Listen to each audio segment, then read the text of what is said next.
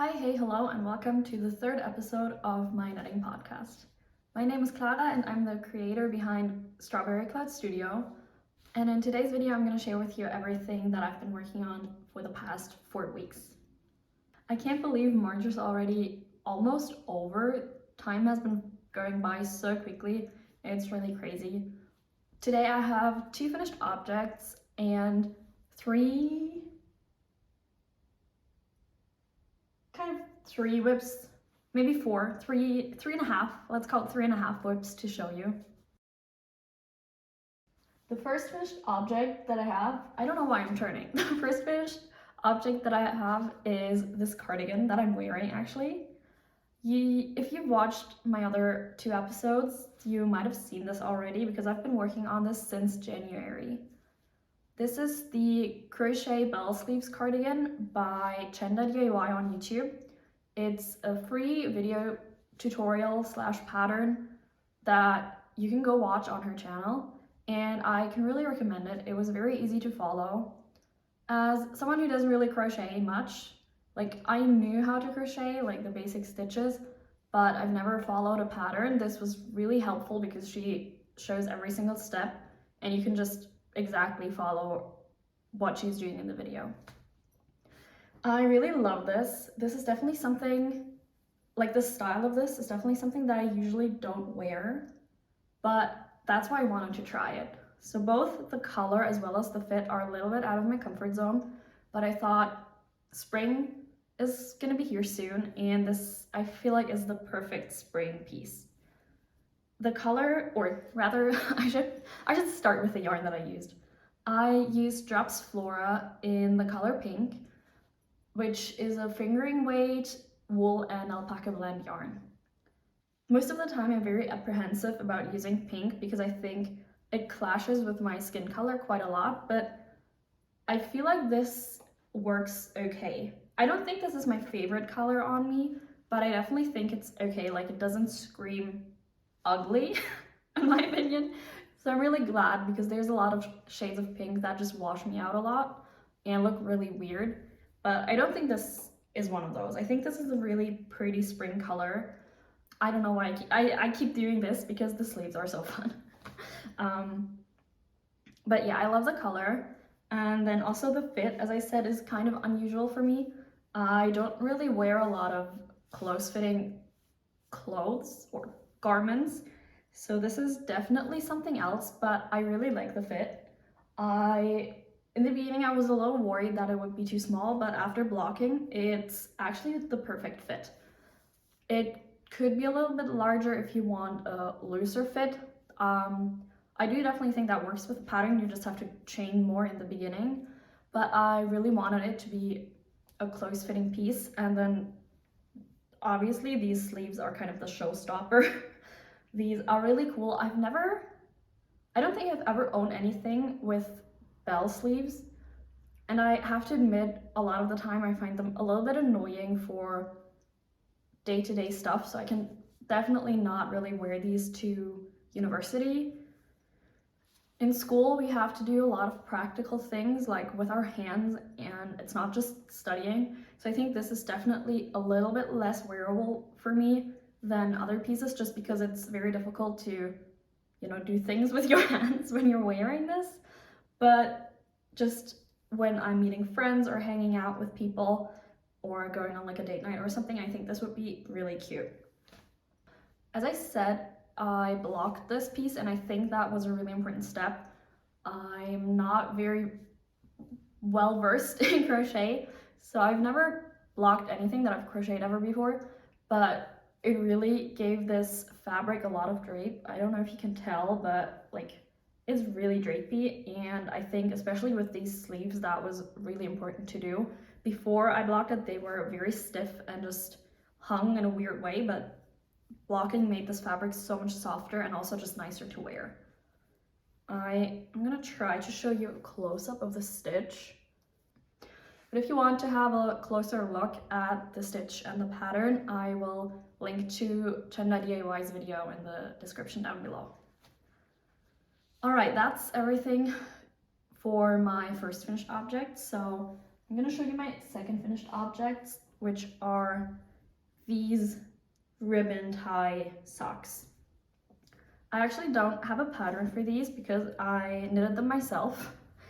It's a self-drafted pattern and I would really love to publish it, but I'm not sure yet, so I'm going to talk about that a bit in a second. So I'm going to talk about the pattern a little bit first. These are relatively simple socks. I decided to knit them in white so they would look sleek and relatively simple.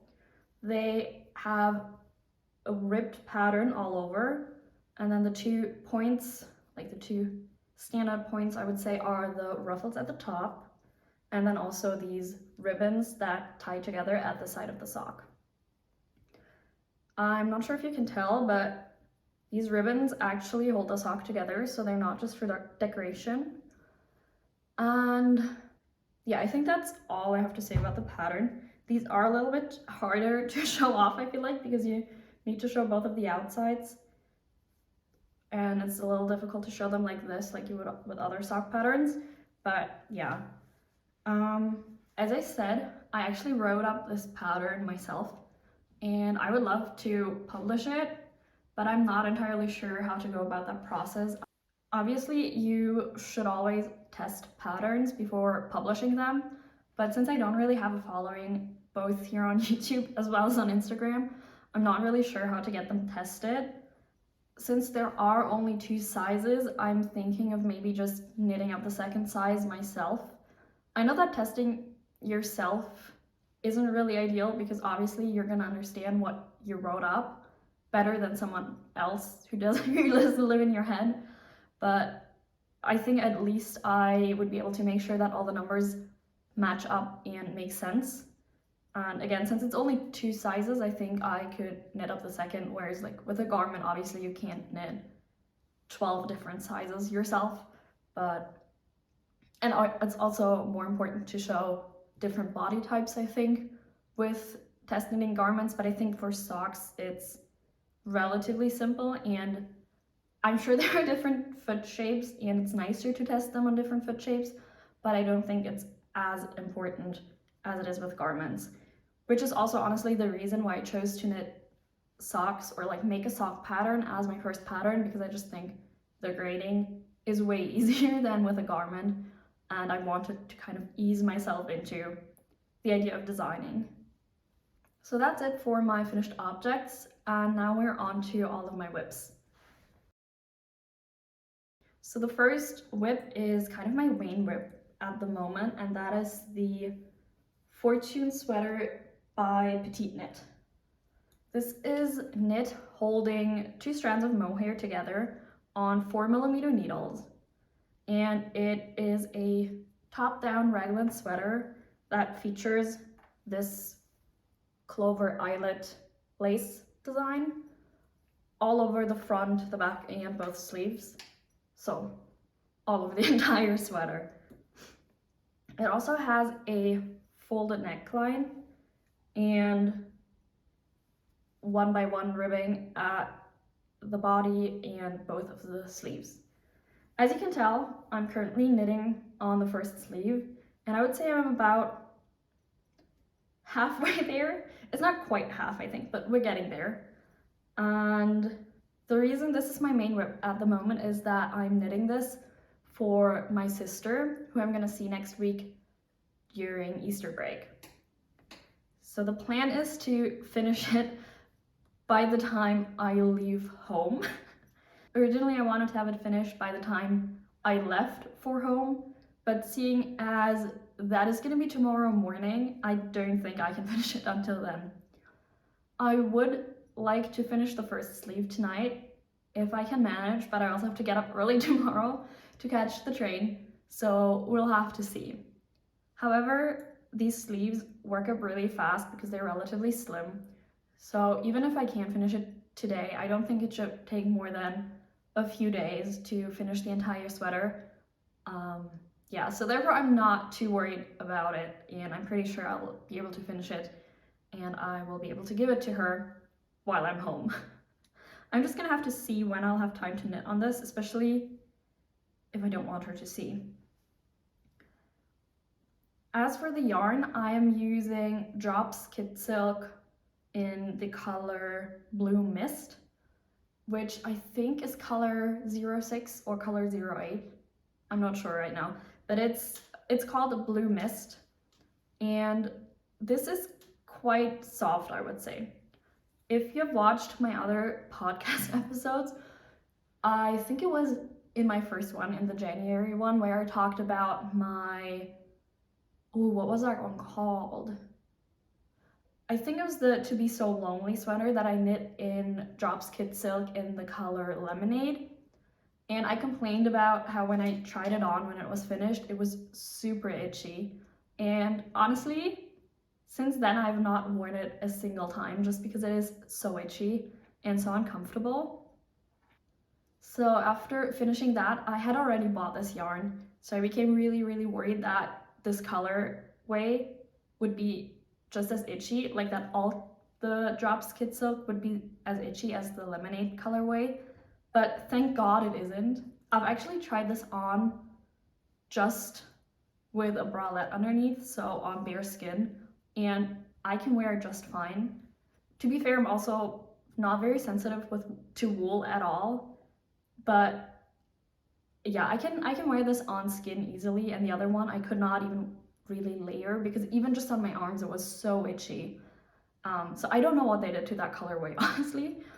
Which is really sad because I love that colorway, but yeah, this one is much better, and I'm not worried about gifting this to my sister because obviously I don't want to gift her something that is super itchy and not wearable, but yeah, I don't think that's going to be an issue at all. Now, as for the pattern, I think it's a relatively simple pattern and it's written out okay. I think you can definitely tell that it's an older pattern by PetiteKnit. I think it's been, I have mohair everywhere, I'm sorry. I think she released it 5 years or something like that ago. No, wait, 2017 was not 5 years ago. Okay, I think it's been 7 years. I think it was published in 2017, so it's quite an old pattern, and it's definitely not as exhaustive and clear as her newer patterns, but it's definitely still easy to follow. I would maybe not knit it as your first pattern ever, but if you've knit like a sweater or two, I don't think you should have any issues. The other thing is that this was the first raglan pattern that I've ever knit, and I was very confused by the short rows in the beginning, the short row shaping on raglan, but after starting it and reading through the pattern once or twice, it made sense and it wasn't really a problem. That said, I messed up a gazillion times on the sweater. I truly do not know what happened. And I honestly, I just don't know what happened. So if you're my sister, do not watch on, because I don't want you to know all the mistakes that I did, but I would say I fixed most of them okay-ish. Yeah, let me see. Okay, so this one I fixed a little bit, but I don't know what happened here. This clover is a little bit messed up. I have a few other clovers that are also a little bit messed up. And then truly, I do not know how that happened, but I don't know if you can tell on the back. No, wait. What side is it on? I think it's on this side. The first few rows of clovers don't match up. I have no idea what happened there. Maybe it was because of the short row shaping that I made a mistake there, or I miscounted or something, but like these two clovers or rows of clovers, they don't match up. And I only realized not just several rows, but several rows of clovers later.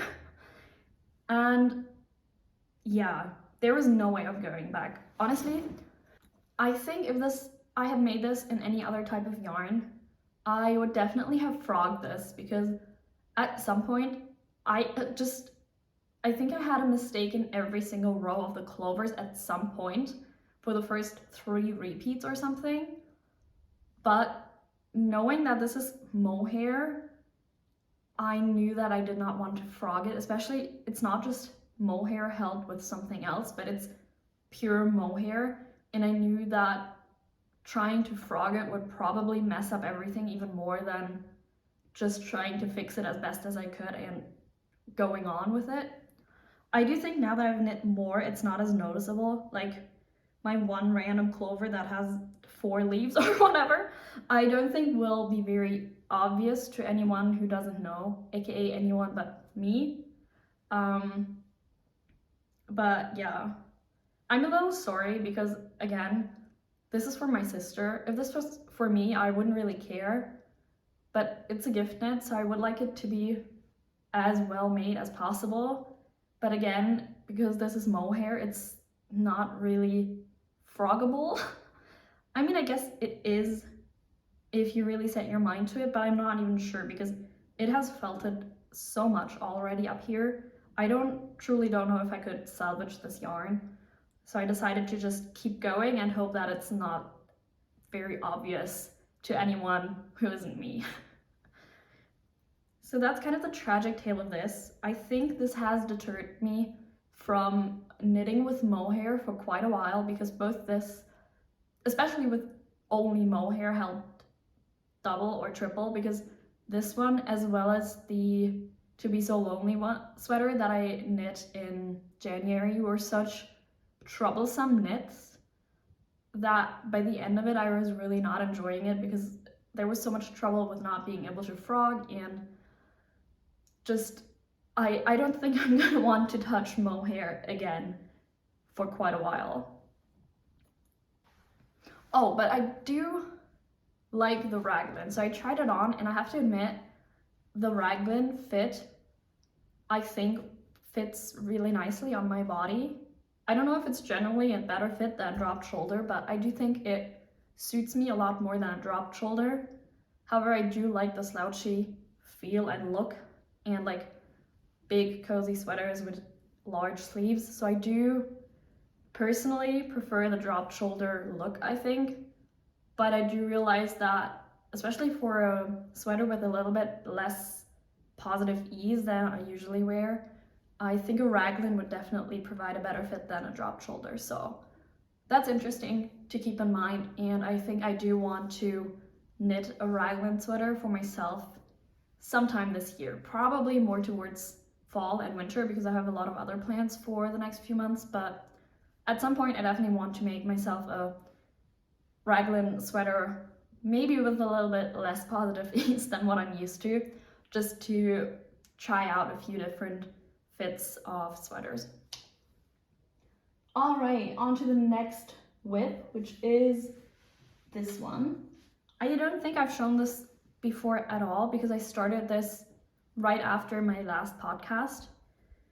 But these are, or rather this is one of a pair of Riverbed socks by a designer that I'm blanking on right now, but I'm gonna put it here or here. This is a DK weight sock pattern with this kind of wavy faux cable design. This is made purely with yarn overs and knit togethers and knits and purls, so no real cabling here. I think it's a really pretty pattern. However, there is a but coming. I really do not like the reverse stockinette. Before starting this pattern, I did not realize that this was entirely made of reverse stockinette. And once I realized, which was about here, it was too late. Or I mean, what's too late? I didn't really want to frog it anymore. I also am not sure if I did the bind off correctly. It said to bind off using Kitchener stitch, but I've never done Kitchener stitch on reverse stockinette. And instead of watching a video, which is probably what I should have done, I just went for it. And now it looks kind of weird. So I might have to try to undo it and redo it while watching a tutorial so it looks better, because this kind of looks odd. And it's also not very comfortable. So I think if you want to wear these in shoes, this would definitely not feel good. However, since these are DK weight socks, they're not really easy to wear in shoes anyway, I think. I'm not sure yet if I want to knit the second sock of this, because having knit this sock up, I don't really like the look of it. So what I'm planning on doing with this is, as I mentioned, I'm going home for Easter break, and I'm gonna ask my sister and my mom if either of them like it, because they both have a similar shoe size to me and these fit quite loosely anyway. And if one of them likes this pattern and wants these, I'm gonna knit up the second one. And if they don't like it, I'm probably gonna frog this and either find a new pattern for the yarn or just put it back into stash until I find another pattern to use this for. Because I think the yarn is really pretty. It's this color gradient from a purple bluish color to white and pink. And I think the gradient is done in a really cool way, because it's kind of it's kind of made with two plies from two different colors, and they change colors not at the same time but at different times, so that's how this gradient becomes really pretty, I think. This yarn is simply called Strumpfwolle, which translates to sock wool, and it's by the brand of, I think, pretty much the only German yarn store chain that I know, which is Wolleröde. I'm not sure if you can get this anywhere outside of Germany, but if you are in Germany, I think this is a really affordable yarn. I think one of these balls was €5.50. So you can get an entire pair of socks for 11 bucks, and I think that's quite an okay price. They also have different colors, and I think this striping effect is really pretty and works quite well. So yeah, if you're interested in this yarn, I'm afraid I guess you're gonna have to come to Germany. So now we're getting to my last proper whip, which is noisy. We're getting to my last proper whip, which is the Turtle Dove Shawl by Sari Nordlund. And this is what it looks like so far. I haven't knit on it a whole bunch because I was mostly preoccupied with finishing this and making my own socks and then finishing the fortune sweater. So I haven't really knit much on this, to be honest, but it is not forgotten. I am planning on working on this once I have the sweater for my sister all finished up. I don't really have anything to say about this other than it's really fun to knit on, so I don't really just want to knit it. I think I said this in the last podcast, but I don't really want to knit this while watching a TV show or anything like I would with the stockinette sweater, but I really want to take my time and focus on this because it's such a fun knit. And that's also kind of the reason why I haven't worked on it, because I haven't really felt like I was in the right headspace to appreciate this nice yarn and this really fun lace. Actually, it's not lace, it's really fun cable pattern. But yeah, I'm really excited to get back into it once I'm finished with the fortune sweater. Oh, right, the yarn. Really quickly, just mentioning the yarn. This is Knitting for Olive in the merino and the soft silk mohair, both in the color Red Currant, which is, I don't know how it's showing up on camera, but it's a really nice solid red. I would say the mohair leans a little bit into orange, whereas the merino is truly just a proper red. I don't know what to call it. It's just a pretty neutral red. To be fair, I'm really bad with color theory, so don't take my word for this, but I would say this is a pretty true red, whereas the merino is a little bit orangey. But so the resulting fabric also leans a little bit towards orange in my opinion, but it's not very bad. Like if you look at this, it's still clearly red and not orange. Now onto my last whip, and you might be wondering why I counted it as half a whip. And the answer is that I haven't actually cast it on yet. The only thing that I have done is knit up a swatch. This is the right way around. So this is a swatch of Knitting for Olive pure silk in the color Coal, knit on 3mm needles. The pattern that I have swatched this for is the Ophelia Blouse by Star-Crossed Knits, who's a podcaster here on YouTube. And I really love all of her designs, but this one in particular really caught my eye. Now, the reason why I swatched for this, which I don't always do for my patterns, is that in the projects on Ravelry, there were several people talking about the gauge and that they had trouble hitting gauge. So I actually did something that I've never done before, which is swatching before I even bought the pattern, just because I wanted to make sure that I would be able to even knit the pattern and I wouldn't just be disappointed after buying it, getting excited about it, and then just not being able to hit gauge. But I hit gauge on the first try. So I'm not sure if my knitting is weird or, I mean, I guess it's not weird, it's just everybody knits differently. But yeah, I hit gauge on the first try, so I'm really happy about that. The pattern uses 2.75mm needles and knits a single strand of pure silk at a gauge of 24 stitches and 36 rows for a 4x4" or 10x10cm square. Because I didn't have 2.75mm needles, I had the choice between 2.5 and 3mm. And since I know that I'm kind of a little bit on the tighter side of knitting, I decided to just use the 3mm immediately. And it just kind of worked out. I do gotta say my row gauge is a little bit off. I'm at 24 stitches and 40 rows, but I'm not really worried about it because I'm so short that usually having a shorter row gauge doesn't really affect the fit, or actually it rather helps because I'm only 5 foot, actually a little shorter, but we're gonna say 5 foot.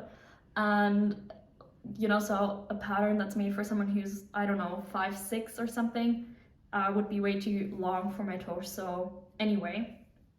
I'm really happy with this swatch and I'm ready to cast this on. The reason I haven't casted this on is obviously the gift knit for my sister, but once that's finished, I'm super excited to finally start this. I'm really excited about this pattern because I think it will teach me a lot of new techniques. It's first of all a rather close-fitting piece and it has a lot of shaping, which I've never really done. I've only kind of knit sweaters that are rather basic and just go straight down. So I'm really excited to knit a piece that has a lot more shaping, and I hopefully will learn a lot more about that through that pattern. So that's the first big thing that I want to learn with this pattern. And then the second thing is a little bit smaller, but it has a crochet picot edge. Is that how you say it? Picot? I don't know. It has a crochet edge around all of the edges. And I've never tried that, so I'm really excited to learn how to do that.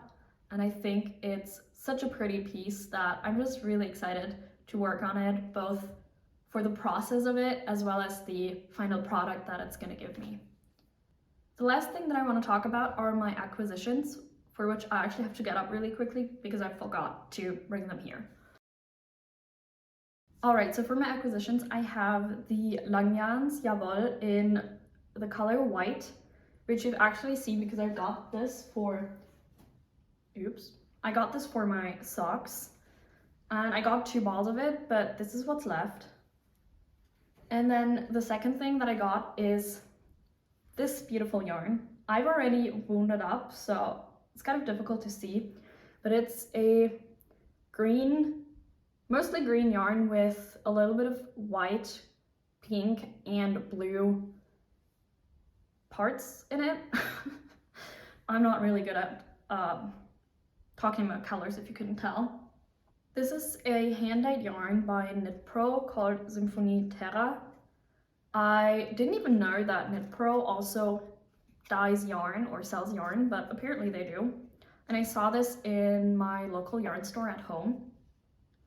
I think it's a really pretty color, and I just had to get it because it reminded me of lilies. water lilies, yes. These colors just screamed spring to me, so I had to get it. And since then, I've also come up with a pattern that I want to knit this in. For the yarn, it's a 75% wool and 25% polyamide blend, and it has 380 meters for 100 grams. So this is basically a sock yarn, but what I'm planning on making out of this is the Heartless top by Midsummer Knits. It's scheduled to be released at the end of April or in early May.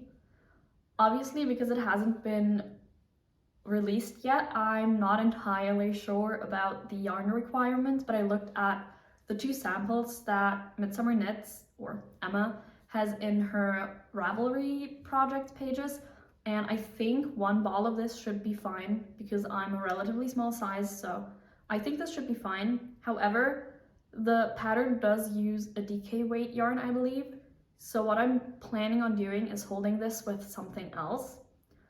Now, I know I said in my yarn stash video that I shouldn't buy more yarn, but I think I'm gonna have to buy something to hold with this. I actually decided to knit a little swatch, and I was thinking of holding this with a white yarn, or maybe like an slightly off white yarn that is similar to this white color here. However, in my stash, I don't really have anything that is either that color and also like a similar weight or a weight that would work with this. So I decided to just use this because it's the only light yarn that I had that was pretty thin, just to make a swatch and see if that would even work before I go out and buy something new and then realize it doesn't work at all. And this is what I got. It's really just a tiny swatch to see if I like it, and I really do. I think it tones down the really bright color of this a little bit and makes it more wearable to me because I don't really like to wear super bright things. So I think holding it with the white or like off-white color is a really good idea. Now, I don't think I want to hold this with another fingering weight yarn. I think what I want to try is holding it with a lace weight yarn, especially because for summer, I think DK is quite a thick material. And I'm just gonna have to pray that I will hit gauge with that, which is even more challenging considering the pattern isn't even out yet, so I can't really check. But we're gonna go based off of vibes and hopes and dreams for this one. So my plan for when I go home is to go to that same local yarn store again, because I know they carry a lot of different yarns, and I know that they carry a few that I'm considering, and then I will just have to see which one I like the feel and the color of best to hold with this. I definitely want a lace weight, as I just said, but I'm thinking of more like an alpaca, or I think they also have one that includes cotton as well, cotton and cashmere, because I think that would be a little bit more appropriate to wear on the skin rather than buying a mohair. And also I kind of, as I just said, I don't really want to work with mohair anymore. So if you're curious, I will probably show that to you in the next episode when I will actually have it. If you've watched till here, thank you so much for spending time with me. I hope you had fun and found some inspiration. I would love for you to leave a comment about what you're working on right now and what you're excited to knit for the spring. If you'd like to see what else I make, I'd love for you to just follow along and maybe subscribe to my channel. And other than that, I will see you next week with a new video. Bye!